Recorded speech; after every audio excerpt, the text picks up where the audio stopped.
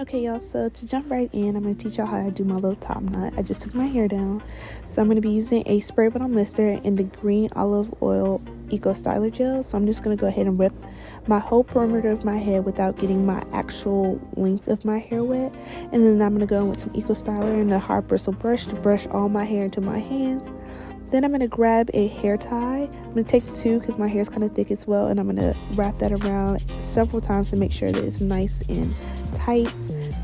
Now for the real money makers, I take another hair tie, and as you see, I'm wrapping it around and I'm going up gradually, extending the length of my bun upwards so that it has more vertical height, and I'm just going to secure that and kind of style it how I want it.